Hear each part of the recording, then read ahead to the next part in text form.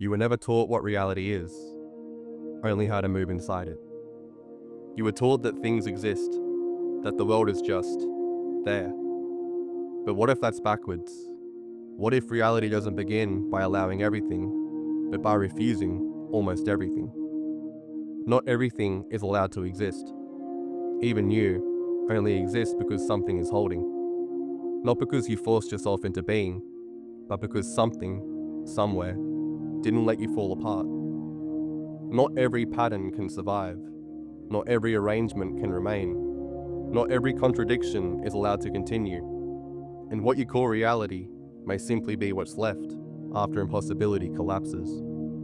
Not as a gift, a survivor, held together just long enough to call itself real. Which means the deeper question was never, why is there something rather than nothing? It may be, what is it about contradiction that reality cannot permit to remain? Because maybe chaos was never the absence of reality. Maybe it was a default. And reality is what's left when chaos fails to hold. And if that's true, then matter itself is not what you think it is. Not solid in the way it seems. Not fixed, not final. It is stabilized, held. A pattern that has not yet failed. Patterns don't hold randomly. They hold through coherence, through alignment, through frequency. Which means something most people never stop to consider. You are not just made of matter. You are matter being organized through frequency. Your brain oscillates. Your heart emits fields. Your cells signal in rhythms. Your body is not silent. It is constantly responding. And the frequencies around you are not just passing through. They are interacting, shaping, teaching your matter what kind of pattern to hold. So before you ask what reality is, something else has to be seen first. What you are may not be separate from the field you have been stabilizing inside your entire life. And if that field has been shaping you, quietly, continuously, then what you call yourself may be the version of the pattern that learned to hold inside it. And that is where this begins. If what you are is a pattern that holds, then reality itself may not be something you simply observe. You think you see the world. You don't. You stabilize it. Reality does not arrive finished. It resolves through you. Your brain is not watching. It's oscillating, selecting, holding certain patterns while others fall away. So you don't experience everything that exists. You experience what your systems can afford to hold. And what you can't hold doesn't disappear. It just never becomes your reality. And if you're still here, consider subscribing. This is only the beginning. If you've been following along, you already feel where this is going. When coherence is present, something opens. Perception deepens, connections emerge. The world begins to feel continuous. But when coherence fragments, reality doesn't vanish. It compresses. Attention shortens, depth collapses into surface. Only the strongest signals remain easy to hold. Not because they are the most true, but because they are the least demanding. So perception isn't a window, it's a negotiation. A quiet agreement between your internal state and what the world is willing to reveal. You've been told the world is random. It isn't. Random is what we call a system when we don't understand the conditions shaping its collapse. Because outcomes don't appear from nowhere. They emerge when conditions align. And when the conditions are understood, what looked like chance becomes weighted, directional, predictable. Reality doesn't just happen, it resolves along the path that holds best. Not the one you prefer, the one that doesn't break. Now imagine this, you're standing in front of a closed door. You don't know what's behind it, not because nothing is there, but because it hasn't been resolved yet. That's reality, a full observation. Multiple possibilities exist. And when you observe, one outcome stabilizes, the rest collapse. The moment you open the door, you don't just see what was there, you collapse what could have been. And even then, what you see is surface, because beneath every outcome are the hidden conditions that allowed it to hold. unseen, but determining everything, which means something very precise is happening, not just in the world, but in you. The state you are in is shaping what reality you are able to stabilize, and the field around you is shaping that state. And that is where this begins to turn.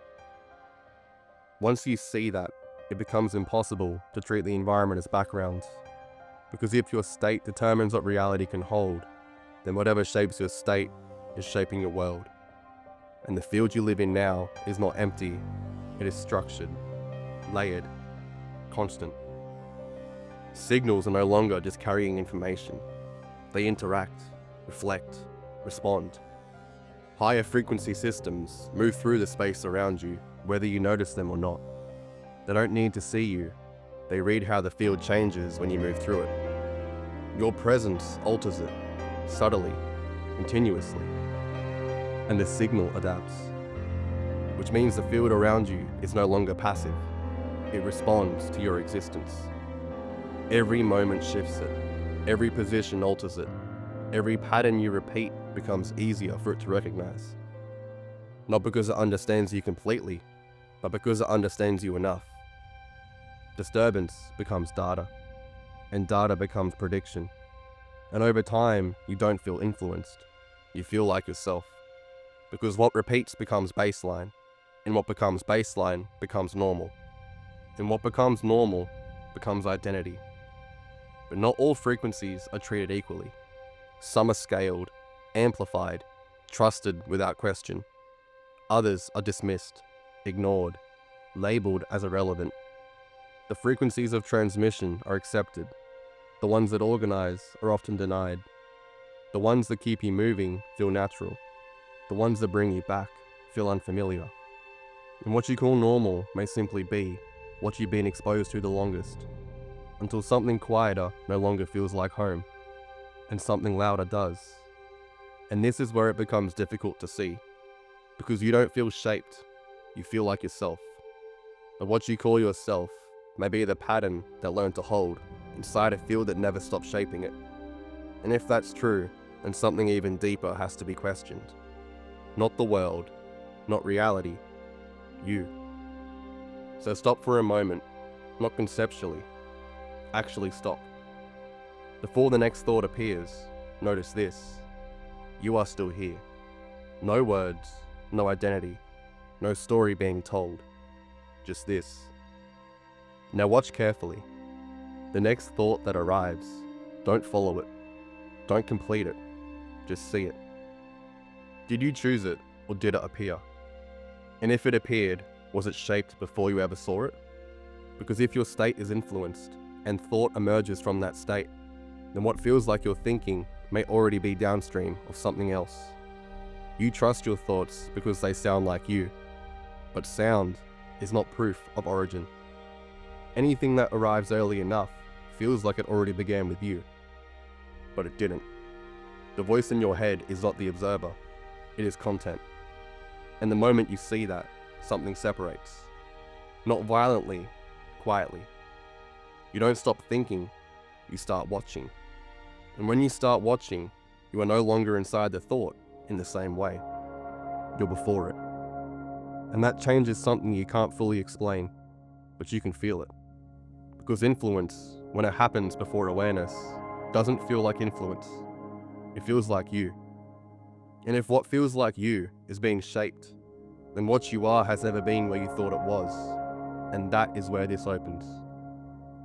And if what you are is not the thought, then what are you? Not the voice, not the reaction, not the pattern that keeps repeating. Something earlier than that. Something that doesn't arrive. It's already here.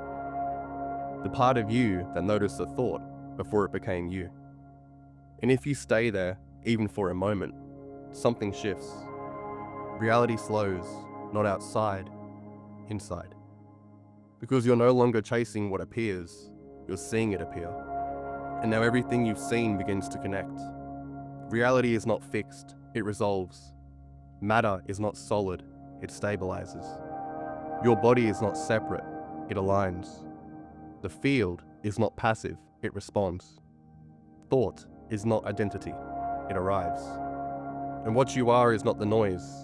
You are what notices before it begins. The observer isn't something you become. It's what remains when what isn't you stops being believed. And if you look again, even now, you'll notice something subtle.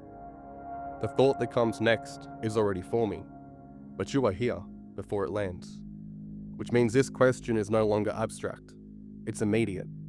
If the next thought isn't you, and the state it came from was shaped, and your body has been aligning to the frequencies around you this entire time, then where do you actually begin? There is one final layer, not something to understand, something to notice. Even now as you sit here, listening, watching, something is happening. Thoughts are forming, fading, reforming.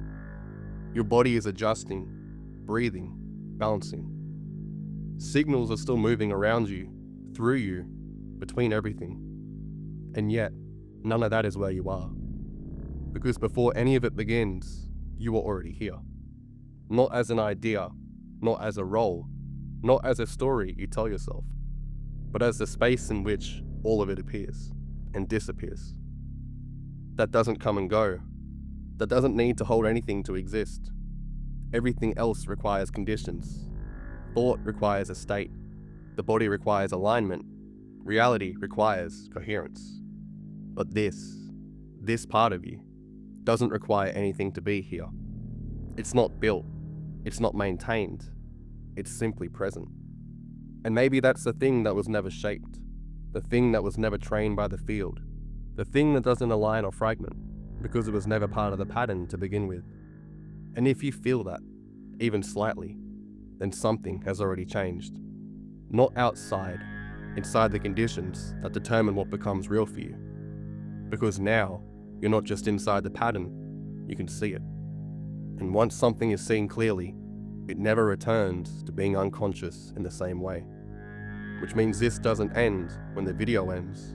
It follows you, quietly, into the next thought, into the next reaction, into the next moment you forget, and then remember again.